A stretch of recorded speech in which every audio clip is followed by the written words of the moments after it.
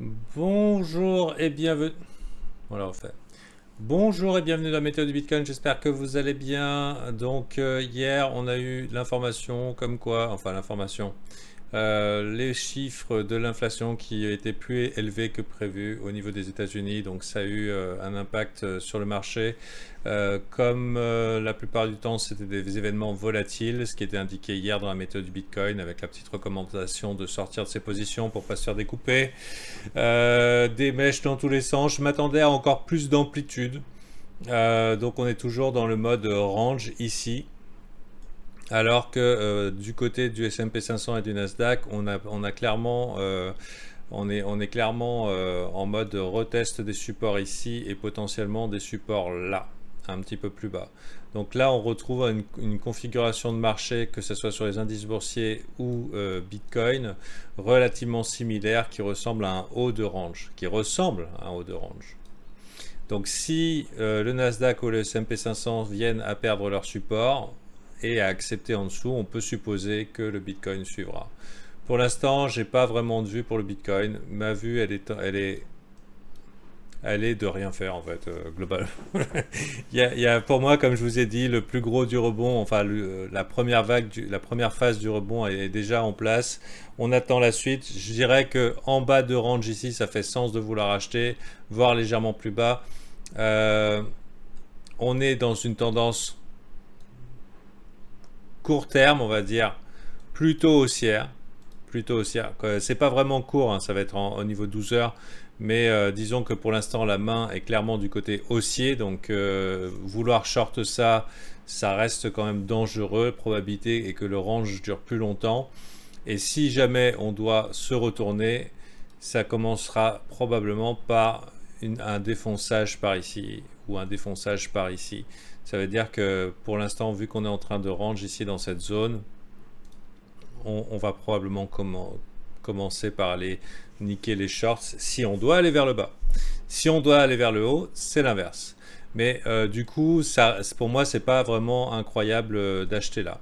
Maintenant, si vous tenez absolument à risquer sur le marché, parce que bah, sinon, comment on va gagner des sous, hein, parce que bon, il y a des environnements où des fois, ça vaut pas la peine de participer. Personnellement, à ce niveau, je pense que ça ne vaut pas la peine de participer. Je vais vous expliquer pourquoi juste après. Parce que on s'est tapé 1, 2, 3, 4, 5, 6, 7, 8, 9, 10, 11 semaines de tendance baissière. 11 semaines. Et pour l'instant, la définition d'une tendance baissière étant des plus bas sommets, plus bas creux, qu'est-ce qui nous dit que ça, c'est pas un plus bas sommet? Avec malheureusement la continuation qui picote. Personnellement, je pense pas que ça va se passer comme ça, mais même pour l'instant au niveau graphique et au niveau weekly, c'est ce que nous montre le graphique.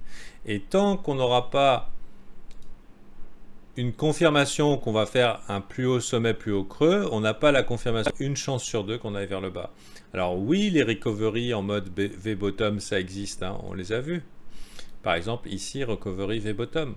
Mais recovery V-bottom d'une forte tendance haussière. Et si c'était recovery V-bottom d'une forte tendance baissière?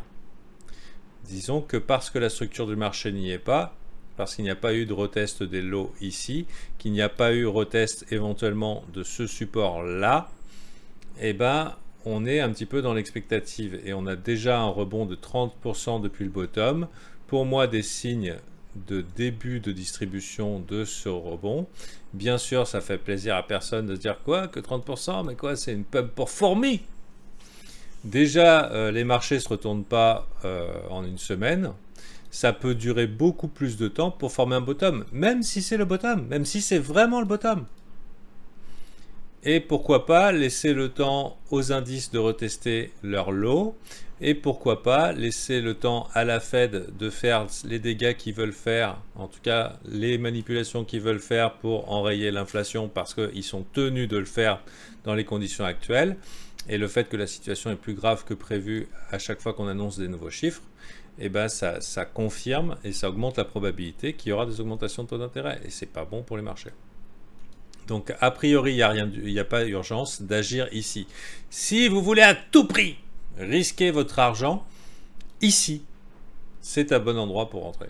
Ici même, 43 240, 43 000.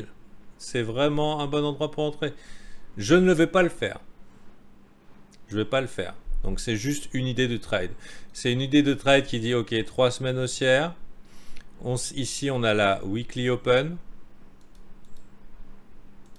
Weekly Open qui va être un support, qui est théoriquement un support. Et on pourrait très bien rentrer ici par rapport au bas de corps de chandelle ici, les zones de pivot ici, des zones qui ont été travaillées par le passé et donc qui intéressent des gros poissons. Et pourquoi pas dire, ok, je veux intervenir là-dessus, moi ça me fait pas peur, c'est up only, c'est obligé, je connais le futur. Et pourquoi pas mettre un stop ici, donc à une distance de 2%, qui est relativement court, mais si vous voulez laisser un petit peu plus d'espace, je dirais que 3 ou 4% éventuellement pour définir votre risque, c'est pas mal, avec direction. Allez, dans le meilleur des cas, par ici, c'est la zone qu'on peut viser. Mais sinon, pourquoi pas simplement aller niquer la mèche. Ici, un petit trade, aller chercher ce haut de range. Mais, ou TP1, TP2. C'est envisageable. Pour moi, ça me paraît propre. Mais au niveau des probabilités de réussite, alors le risque est défini. L'idée est rationnelle. Mais pour moi, ça vaut pas la peine de risquer mon argent sur le marché. Je vous signale, enfin je suis obligé de vous rappeler que les conditions économiques, macroéconomiques ne sont pas bonnes, que la géopolitique ce n'est pas bon. Quand je dis géopolitique, je parle de guerre mondiale. Le marché n'aime pas l'incertitude. Et on ne peut pas dire que les assets à risque soient en forme. Non, elles apprécient pas trop. D'ailleurs ici, ça fait double mèche, ça ressemble à un vilain rejet. Donc voilà. Maintenant, je comptais pas faire de météo du Bitcoin aujourd'hui parce qu'en réalité la direction je la connais pas et le week-end il peut se passer n'importe quoi. Mais parce que je suis fidèle au poste et que voilà, j'essaie de vous donner un petit peu la température. Pour moi, on est dans une phase où il vaut mieux rien faire. Voilà. Et c'est pas facile de se dire que le marché va pas vous servir de l'argent tous les jours. Peut-être après si vous tradez très court terme, on peut aller trade ce range encore un petit peu, aller chercher peut-être la petite chasse au stop, puis revenir dans le range, voir un petit peu comment ça se passe. Vous voyez bien comment vous agissez. Mais si c'est juste pour faire le casino, sachez que dans les périodes de bear market, et c'en est une, hein, parce qu'il y a des gros dégâts techniques. C'est pour l'instant en mode recovery, mais on n'est pas sorti de l'auberge tant qu'il n'y a pas eu retest du lot, tant qu'on ne sait pas en fait. Donc on ne sait pas. Pour l'instant, c'est un marché qui va chercher des liquidations de part et d'autre. Quand il y a trop de shorts, il va chercher les shorts. Quand il y a trop de longs, il va chercher les longs. Et on commence à avoir des gens qui sont franchement optimistes. Enfin, on commence pas. Hein. Ça fait déjà quelques jours, mais malheureusement, ça fait trop de jours. Trop de jours sans mouvement de prix et de gens optimistes.